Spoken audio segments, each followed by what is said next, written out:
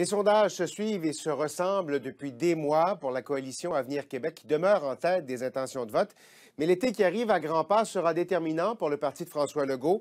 Les caquistes sont réunis ce week-end en congrès national à Lévis pour peaufiner leur machine électorale.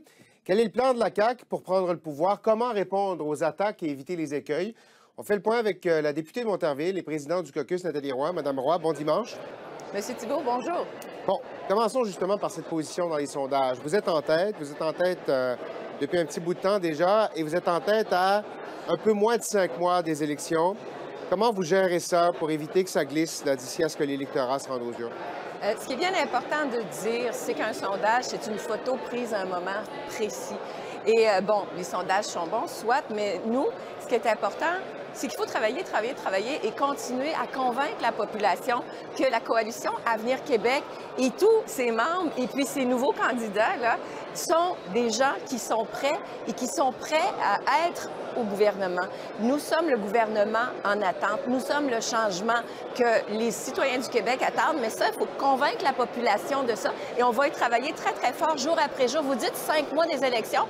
En fait, hier, on a fait le décompte et aujourd'hui, à moins que je ne me trompe, là, nous sommes à 126 jours du scrutin. Alors, on s'approche. Un peu moins de 5 mois, un peu plus de 4 mois, en fait. Vous disiez, oui, bon, il faut convaincre la population, il faut expliquer qu'on est le changement.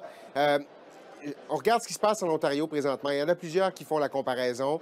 Il y avait M. Ford, les conservateurs, qui incarnaient le changement aussi et qui glissent là, rapidement alors que la campagne avance. Est-ce que ça vous inquiète?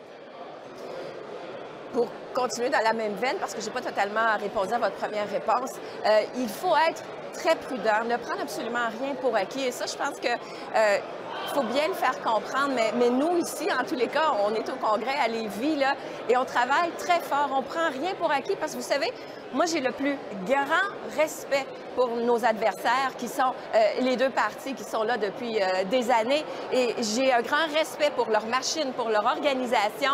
Je ne prends rien pour acquis et on va travailler cependant à convaincre les gens. C'est tout ce que nous pouvons faire, travailler à convaincre les gens.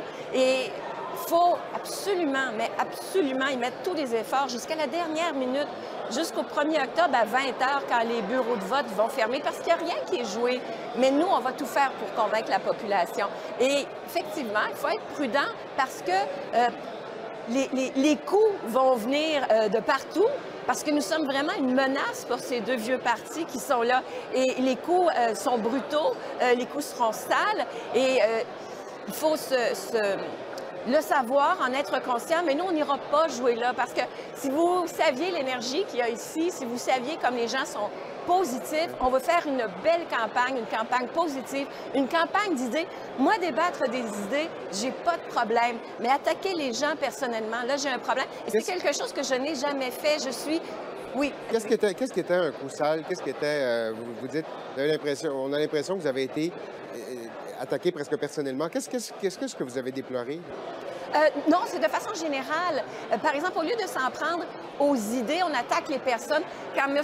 Carlos Letaos est allé dire à The Gazette que la coalition Avenir Québec, c'était l'extrême droite, ça, c'est un coup sale. Les gens qui vous écoutent savent très, très bien qu'on n'a rien à voir, mais rien à voir avec ces partis d'Europe. C'est démagogique, c'est faux, et c'est ça des coups sales. Est-ce que c'est contre ça que vous avez à vous battre? Est-ce que c'est pour ça, par exemple, que toute la plateforme en matière d'immigration, vous l'avez déposée maintenant pour évacuer ça le plus rapidement possible? Ce qu'il faut faire, c'est expliquer aux gens parce que nos adversaires nous démonisent. Hein? Ça, c'est clair. Ils ne rateront pas une occasion de nous traîner dans la boue et de nous traiter de tous les noms. Malheureusement, c'est la réalité. Et moi, ça me déçoit beaucoup. J'aurais pensé qu'on aurait élevé le débat. Alors, nous, on veut expliquer nos positions. Il faut les expliquer et les répéter, et les expliquer et les répéter. Et les gens nous posent beaucoup de questions, donc on met de plus en plus de détails. Et c'est important parce que la population, ce qu'elle nous demande, c'est « Parlez-moi pas des autres. Vous, qu'est-ce que vous allez faire? » Et c'est ça qu'on fait. Et c'est ça qu'on fait ici actuellement. Et je vous disais qu'il y a une énergie folle et les gens s'attendent à ça. Quelles sont vos propositions? Puis qu'est-ce qu'on peut faire pour changer le Québec? Parce que, visiblement, ça fait 15 ans qu'on a un gouvernement qui a fait la pluie puis le beau temps. Les libéraux sont là depuis 15 ans. Ils ont assez fait de dommages, de troubles et les citoyens ne l'ont pas oublié. Et il y a une chose aussi dont les citoyens sont terriblement tannés, déçus. c'est tout le dossier de la corruption, puis la corruption dans la construction, la collusion, le financement illégal des partis politiques. Moi, quand je me suis lancée en politique avec M. François Legault en 2012, là, on était à l'orée de la commission Charbonneau. Après, il y a eu les élections en 2014. Toujours personne d'arrêté ou de mis derrière les barreaux, là. Et ça s'est poursuivi. Et là, c'est la 3e élection où on n'aura jamais, ou pas encore, en fait, je souhaite avoir les résultats, mais on n'a pas encore les résultats. Et actuellement, on a un parti qui s'appelle le Parti libéral du Québec, dont l'ancien premier ministre, M. Jean Charest, est toujours sous enquête très sérieuse, criminelle, avec d'autres ministres, pour du financement illégal. Et ça, c'est l'actuel Parti libéral, c'est son héritage. M. Charest était en congrès à l'automne dernier, tout heureux d'être content, mais les citoyens, eux, se demandent, mais qu'est-ce qui s'est passé? On ne sait toujours pas la vérité, on n'a toujours pas les réponses à ces questions, puis on retourne en élection. Ce sera 3 élections sans savoir c'était quoi la magouille. Mais il y a une réalité, cependant, c'est qu'au cours des derniers mois, le Parti libéral du Québec, et ça a passé sous silence, là, mais je vais vous le dire, vous irez fouiller, a remboursé pour près d'1 million de dollars d'argent sale qu'il avait dans ses coffres et qu'il a obtenu de façon irrégulière par le financement politique. Et ça, cet argent-là, ils s'en vantent pas, mais c'est avec ça qu'ils font des élections, de l'argent sale. Ils en ont remboursé pour 1 million, puis c'est toujours le même monde qui est là. Et c'est de ça que les citoyens sont aimés. Madame Roy, parlons, vous vouliez parler de vos idées. J'aimerais vous entendre.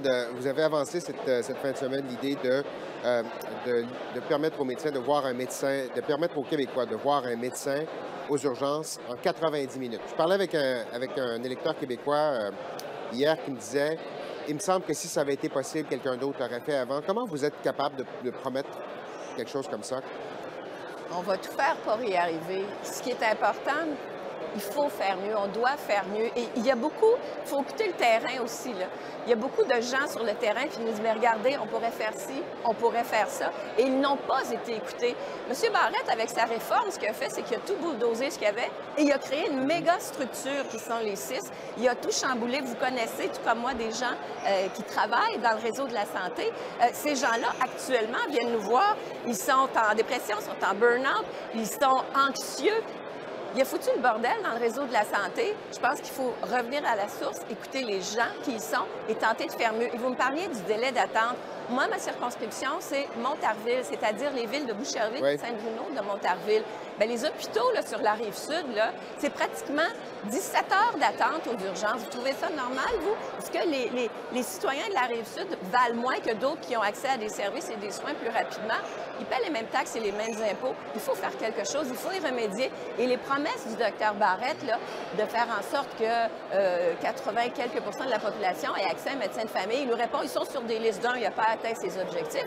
Et de 2, on vous met sur une liste, soit, mais on vous débarque d'une liste pour vous embarquer sur une autre liste et vous n'aurez pas plus accès à votre médecin. Appelez-le voir pour avoir un rendez-vous parce que vous êtes malade. Vous devrez attendre quelques semaines. Nathalie Roy, merci infiniment. Merci à vous.